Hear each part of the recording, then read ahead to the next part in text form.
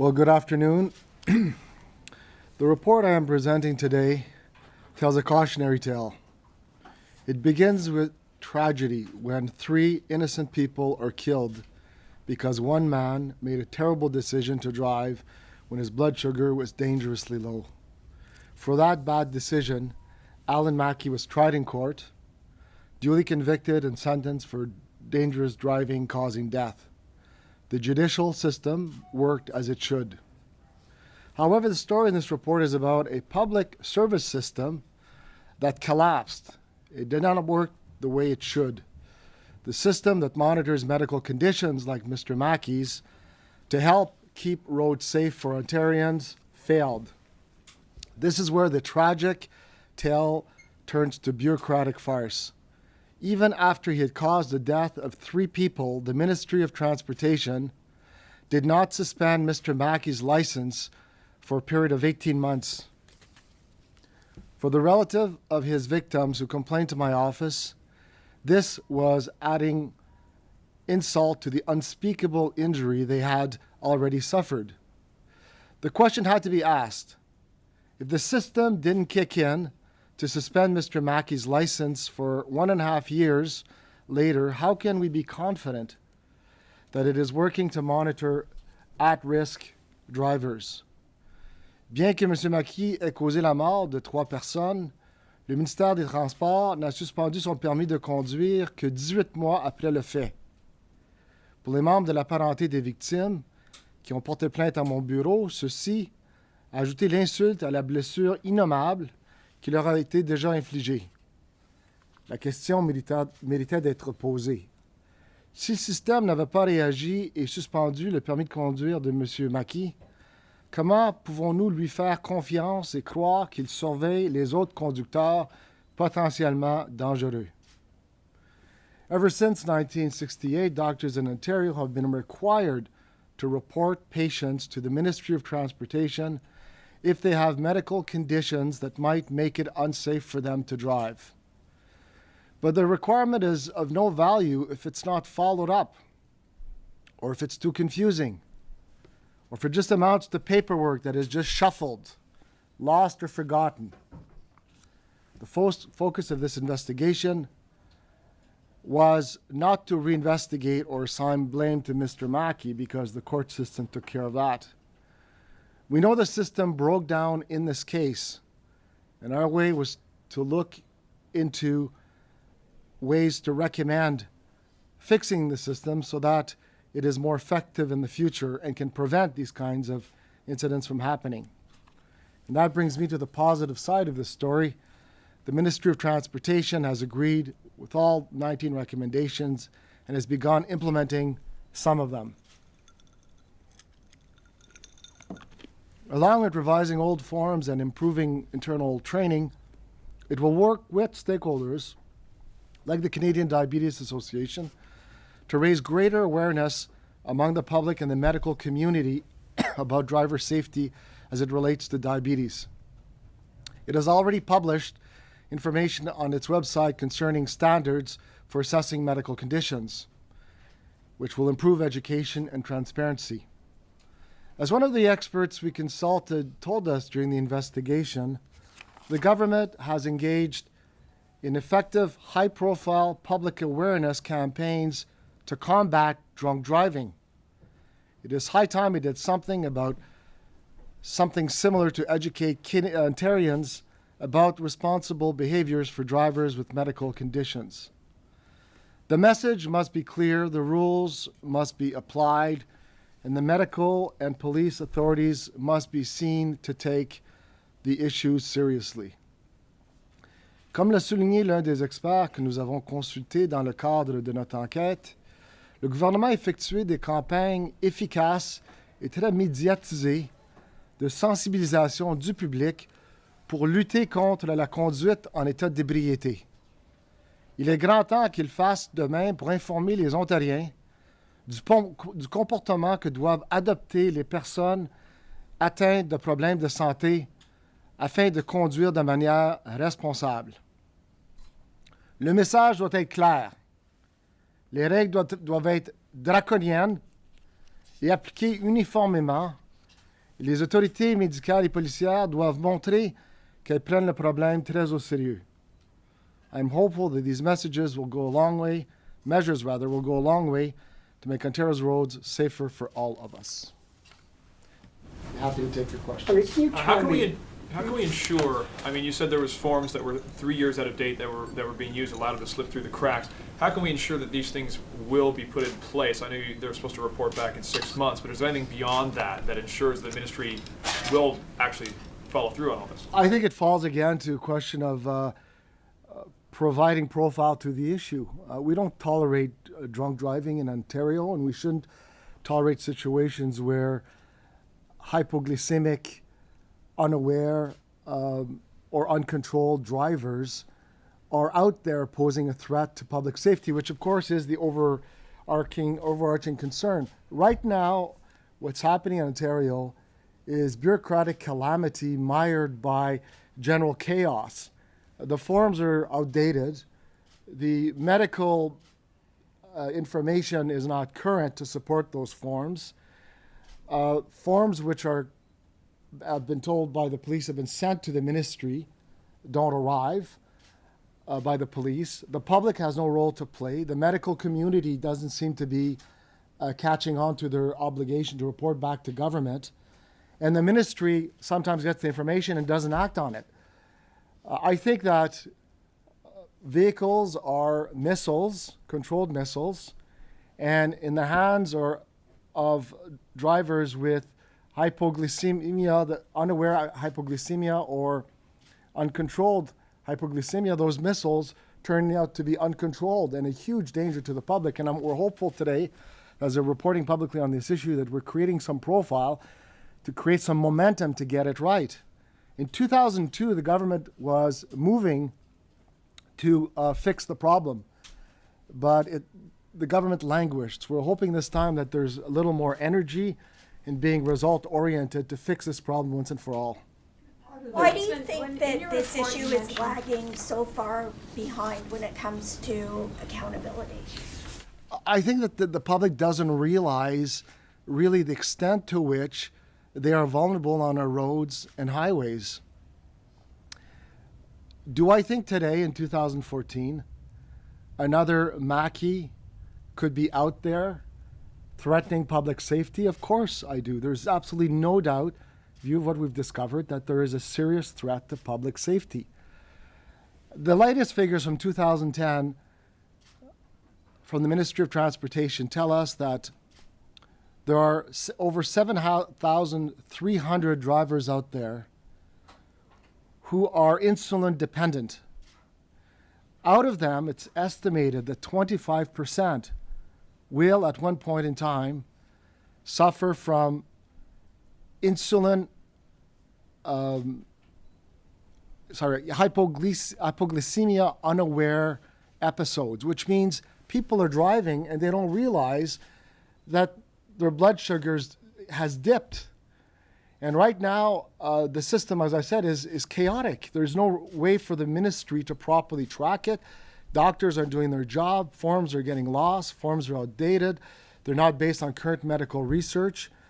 So I'm hopeful that the message today to government is we are thankful for their cooperation, for their commitment, but we want the job done this time.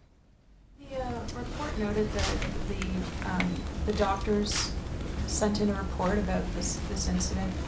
The ministry never received it, and that the police sent in a report and they never received it. That seems kind of odd that they wouldn't get those two separate documents. Can you elaborate on Well, that's why the ministry's response is to move to the kind of e-filing and to maintain better lines of communications. I think that there is not one single culprit in all of this. The Ministry of Transportation, of course, shoulders a greater blame for letting the system slip. But I think the medical community has to take it more seriously. The police have to be more diligent. The public has to have a way to report cases where they're aware that there's a situation of uncontrolled hypoglycemia. Right now, there's no way the public can report that. Now, if you drive down the highway, there's a big sign saying, call 911 to report impaired driving. Well, go out on the street and ask anybody if they're aware of what hypoglycemia is. And if they are, how do they report it? Where do they call? There are 3 provinces in Canada that provide for the public to have a role. So I think we're all responsible for turning this issue around. But certainly the main mover and shaker should be the Ministry of Transportation. We look forward to then implementing these recommendations. What role does the police play in this? So do they have, do the police have the right to demand a blood test beside the road? Let's say they suspect somebody is experiencing hypoglycemia. Can they say, I want you to test your blood? Yeah, there's likely tools under the criminal code if they have reasonable grounds to believe that there's evidence of a crime. But it shouldn't go that far. By the time they're stopped and they're suffering from hypoglycemia, they've already been a threat to the public. What we're looking at is a proactive system where medical professionals are doing their job, police are doing their job, the Ministry of Transportation are getting the forms that are purportedly being sent in, and they're acting on them. In the case of Mackie, the accident occurred in 2009. He started having episodes of uncontrolled hypoglycemia as early as 2002. So there was a lag in 7 years. I mean, this is more than a time bomb ready to explode, because he did explode, causing the death of 3 people. And then after he's arrested, charged, they don't pull his driver's license for a year and a half. There's something wrong with that system. Now, fortunately, he was released on conditions of bail. One condition is that he doesn't drive. So the courts did their job, but that's after the death of 3 people. We want a system which is proactive, a system which takes charge of this so that we don't have another Mackie out there. Because right now, there is zero doubt in my mind that there are other Mackies that are out there. So why not go one step further and require certain people who are insulin dependent to wear, say, an insulin pump while they're driving? Well, that is between them and their physician, if that's required to happen. But the problem is for those who are hypoglycemia unaware, they may feel fine, and they may get. In the case of Mackie, he tested himself, and he knew there was a concern, so he took some precautions, but then didn't retest himself. So, and that's why he was charged with criminal negligence causing death. So what we want to do is we want the medical community to take whatever measures is required by them to take to ensure that the public is safe. And if they see that they have a client who's a loose cannon, then they should alert the government agency in charge of it, and they should act on it right away and not let these cases evolve. Oui, vous avez une question? 1300 conducteurs qui sont dépendants de l'insuline. Est-ce que toutes ces personnes-là représentent un danger? Et sinon, comment on les cible parmi ce groupe-là? Oui, donc il y a un groupe de 7300 qui sont insulinodépendants et dont, parmi ce groupe-là, 25% vont avoir des périodes ou des épisodes où ils sont pas sensibles à l'hypoglycémie. Donc évidemment, ne pas être sensible à l'hypoglycémie, c'est de ne pas se rendre compte qu'il y a un problème, que vous pouvez perdre connaissance au volant de votre véhicule. Donc une menace très importante de la part de ces gens-là. Et donc, nous avons une responsabilité de s'assurer qu'on a les mécanismes pour empêcher ces conducteurs-là de poser un risque à la sécurité publique. Puis en ce moment, on n'a pas ces mécanismes-là en place. Mais s'ils ne sont pas au courant, est-ce que ça veut dire qu'on doit suspendre le permis de ces 7300 conducteurs? Non. Ce qu'on note dans le rapport, c'est qu'il ne faut pas agir de façon discriminatoire. Il ne faut pas tous les traiter de la même façon. Il faut pouvoir analyser les cas d'espèce, les cas individuels et décider quelles sont les mesures qu'il faut prendre pour protéger le public. A point we make in the report is that it's very important to make it, is that we're not advocating discrimination against those who suffer from hypoglycemia. What we're advocating is that proper individualized measures be taken to prevent those who are time bombs ready to explode from exploding, which means in some cases it may mean pulling their driver's license, suspending them from the privilege of driving. It may mean communicating with their physician to take other measures. The overarching concern here is public safety, and it's not being served right now. Now called them loose cannons and time bombs. Who is supposed to determine if these individuals are loose cannons or time bombs, and what criteria are they supposed to base that on? The Ministry of Transportation's job is to ensure that there is safety on our highways. That will be made if everyone participates. Public can report information they have, as it happens in 3 different provinces in Ontario. Doctors fulfill their duty. Doctors were willfully negligent in reporting cases as they are legally supposed to until they were paid the fee of $36. So now they're a lot better at it, but they need to be better sensitized to their function, to their role. Same as the police. In this case, the police acted well. And I want to note as well that during the course of our investigation, Hamilton police were quite cooperative and helpful. So I think we were all going in the same direction. So if everybody does their job, the ministry should then be a better place to do their job and to decide who should have their licenses pulled. And that's not happening right now. So you said their doctors are now getting paid? They are getting paid for reporting. That's in the report. When did that happen? It happened a few years ago, and as a result of that, of course, they are more diligent in doing their job, and so we need to continue to raise the profile with physicians and their duty to report and be in touch with the ministry to make sure that those who are really a risk to the public are reported. A couple of questions. In terms of when you did your investigation, did you talk to Mr. Mackey? Yes. No, we did not. Sorry. And isn't this? But of course, we had the benefit of the judgment by Justice Ramsey of the Superior Court. This can speak to a bigger problem that doctors are, for probably good reasons, are reluctant to report these things because it could mean their license being taken away, be it the elderly or be it somebody that's like. Well, I mean, that's where the focus is skewed. The focus is not been in the right place. The paramount consideration should be public safety. This obligation to report has been in place since 1968, so it's nothing new. And our legislation is full of requirements on doctors to report patients in certain circumstances. It's been here since 1968. It should be done in a much more rigorous, methodical fashion and not allowed to languish. You know, the system we now have in place in 2014, which was supposed to be changed in 2002, is antiquated, it's arcane, and it's Byzantine. And there's no reason for it to continue to exist. We're not talking here about large infusions of resources. We're talking about the willpower to do it, a recognition of the problem. And this is one of the reasons why we did this case. We had one complaint in this case. Hydro One case, right now we're tracking at over 7,500 complaints. But in this case, 3 people died, and there still is a huge public risk on Ontario roads and highways from these people suffering from this condition, and it has to be taken seriously. What will be the implications for people with other medical conditions? Can we extrapolate this report and apply it to other conditions as well? Well, there, as I said before, there are conditions that exist that require by law the medical community to report patients. This is nothing new. So this is just one of these situations. We just looked at hypoglycemia, so I wouldn't want to draw other extrapolate in different directions, but anything that's a risk to the public safety should be taken seriously by the authorities. In this case, they were not.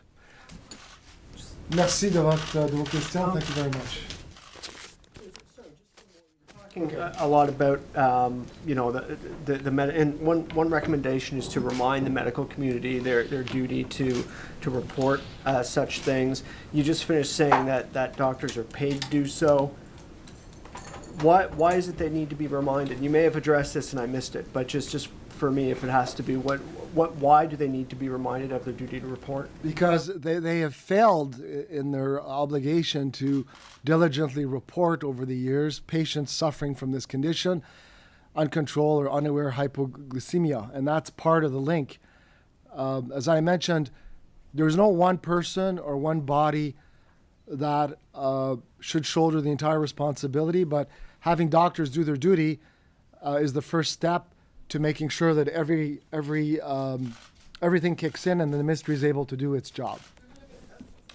Oui, l'obligation de la communauté médicale de rapporter ceux qui souffrent d'hypoglycémie et qui ne sont pas sensibles à leurs conditions, aux circonstances, ou bien qui souffrent d'hypoglycémie non contrôlée, doit être amélioré.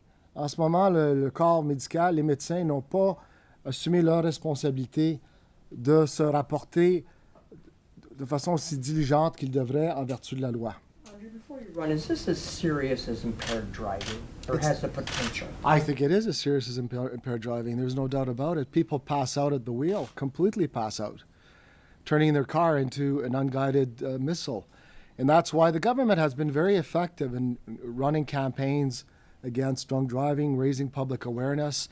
In this case, we're counting on stakeholders, the Diabetes Association, we're counting on the ministry to use the tools it has at its disposal to raise public awareness. And that's one of the reasons we did this systemic report based on one complaint. It's important to get that message out there. But the difference is with impaired driving, you're not preemptively taking away licenses from people who may be at risk. Like if someone has a family history of alcoholism, they don't get their license taken away because they might drive drunk. Well, actually, on the form, alcohol dependency is one of the conditions that must be reported by the ministry, the forms in our material. But as well, if you're in a bar and you see somebody getting hammered and taking their car, you can call the police. There's ways in which you can alert the authorities to take action. Right now, for hypoglycemia, which is uncontrolled or unaware, there's really no tool to get the public to participate. That's why we made that one recommendation. Someone who doesn't Public seem calling suited to driving. 911 and saying, I see an erratic There's driver. not, but there should be means by which they can contact the ministry as well when they know about the history of the condition. Thanks very much.